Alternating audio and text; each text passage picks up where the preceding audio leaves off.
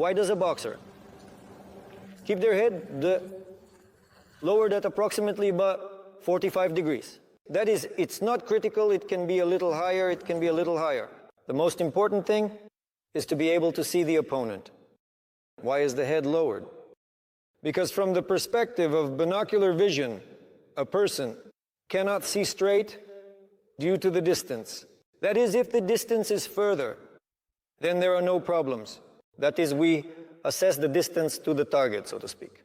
But as soon as it gets close, from about a meter away, a person cannot see the approach of a straight line. That is, their vision does not see it. If they look directly like this, they simply won't notice it. That's why boxers came up with a very simple thing. They just lower their heads and see as if from under their brows. They kind of see this shadow, the shadow of the punch itself. That is, by changing the angle of view, we can see the line of the punch. If you stand just like this, most likely, besides getting your face smashed, you might also injure your spine, because from a strong punch, a sudden backward movement can injure the spine. Now we move on to the shoulders. The position of the shoulders in your stance. On one hand, when you stand, let's say, in your stance, one shoulder is raised so that you can easily touch your cheek if needed. On one hand, on the other hand, this is essentially your shoulder defense. It's a very short movement here. The simplest thing is just to jerk the shoulder. That is, if you see danger, you jerk the shoulder. The shoulders should not be raised. If you raise your shoulders, most likely your shoulder blade will become stiff. In other words, you will just get tired very quickly. A very important point regarding head protection with your hands. Typically, boxers start by raising their hands to protect their head. So first of all, what's the mistake? If you raise your hand, the muscles are already tense. You won't be able to punch quickly. You won't be able to punch at all with a fatigued muscle. That is, your hand will just be limp, lacking strength. The second point is how you hold your head.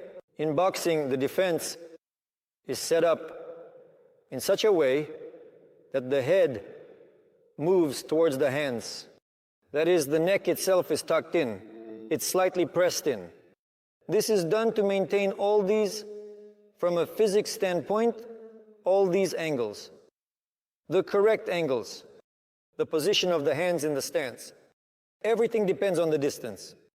The further you are from the opponent, the lower your hands are. That is, the most natural position for a person is when their hands are down. In this position, your hands are at rest. As soon as you start raising your hands, the circulation, cycle, begins to change. If you raise your hands all the way up, they will go numb. The blood will simply drain from them and they will become numb. Therefore, to maintain the strength of your punch, you need to keep them well relaxed towards yourself. Moreover, one of the hands, if you are right-handed, then the right hand. If you are left-handed, then the left hand. It sort of rests on the cheek.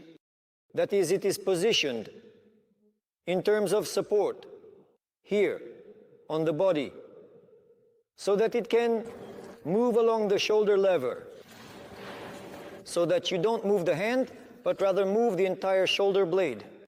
In this way, you will ensure the greatest, that is, the grip of this protection. Therefore, the right hand is the only hand involved in defense. The left hand cannot participate in defense. This is from the perspective of medium distance. I will explain why. Because we eat with the right hand, we write with the right hand.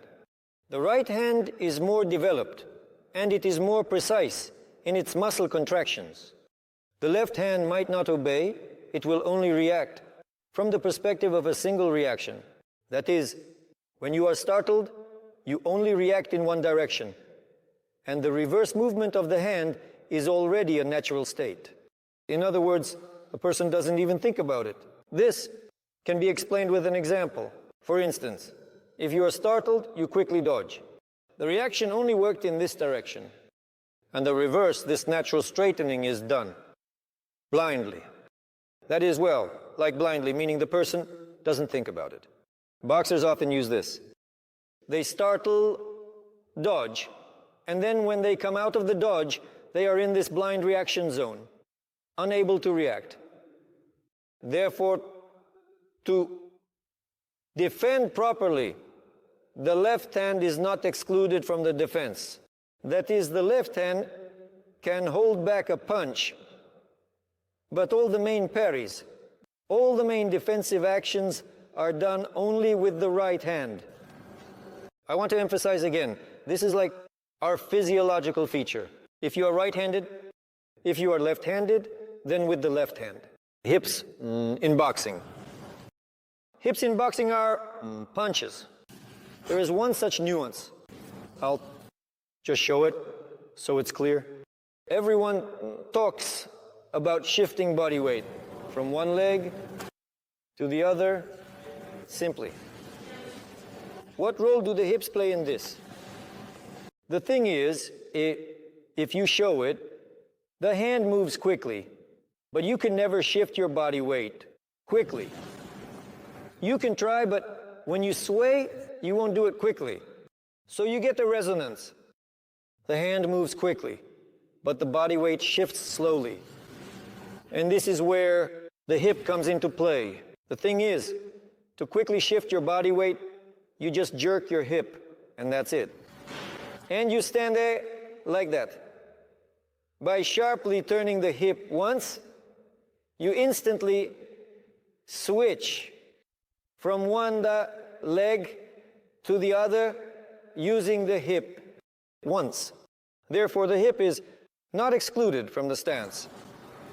As a rule, all these movements, which are called from the hip, are done in a circular motion once. And then your whole body, including the legs, will keep up with the hand. That is, the movement from the leg through the hip, scapula, sta, and extensor will be intensified. Here it is very important to correctly maintain the geometry. Here is the first stance. The first stance is frontal. That is, all beginners start from this position. The point of the frontal stance, the training stance, is that it is much easier to shift the body weight here than in this stance. Much easier. With the hip rotation, your legs lift off the floor. So everything is clear.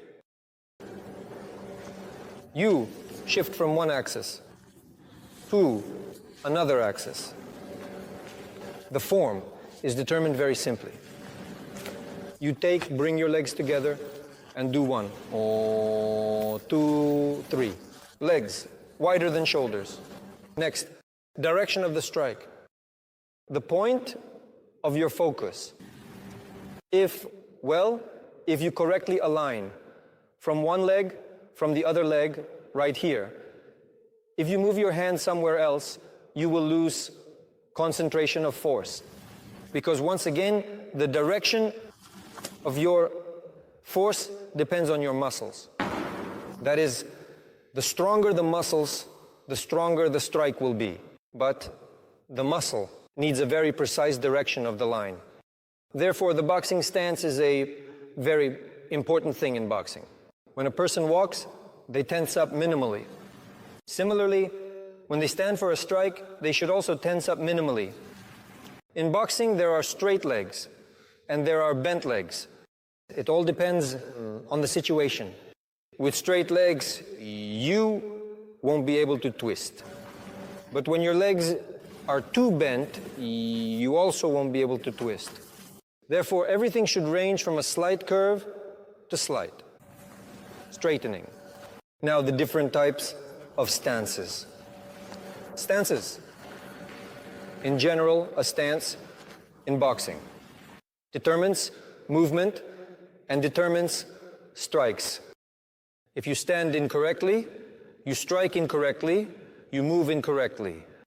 Therefore, at this stage, you need to be very precise about how you should stand and what you need to do. Your first stance is the frontal stance. 1, or 2, or 3. The foot goes back straight along the line of the heel. The foot here is slightly turned, here slightly turned, ensuring the transfer of body weight and ensuring rotation. This is your stance.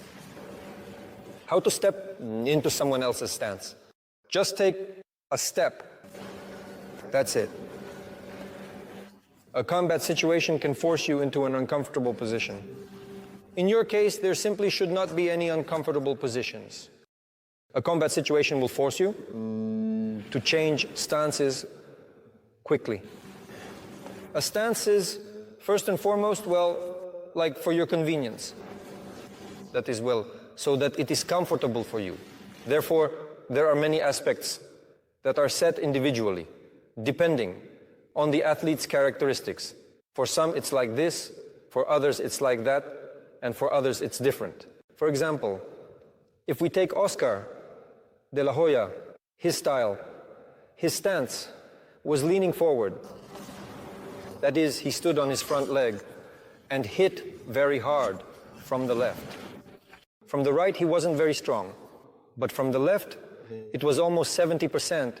He would knock people down. Mike Tyson had a more frontal stance, semi-frontal, so to speak, because he mainly hit with the opposite leg, the so-called little tree stance. If you got into this aim, there was no escape, because the legs were spread wide. The base of the punch was very large, and the amplitude was very large. Therefore, it was very difficult to get out from under this. But Evander Holyfield found a way out. He simply started to make him miss, drawing him in and making him miss. Those are the kinds of moments. Moreover, Evander Holyfield stood in a classic stance. I would even say it was similar to the stance of Soviet athletes, because his stance was centered. By the way, Kostya Tszyu also stands in the center.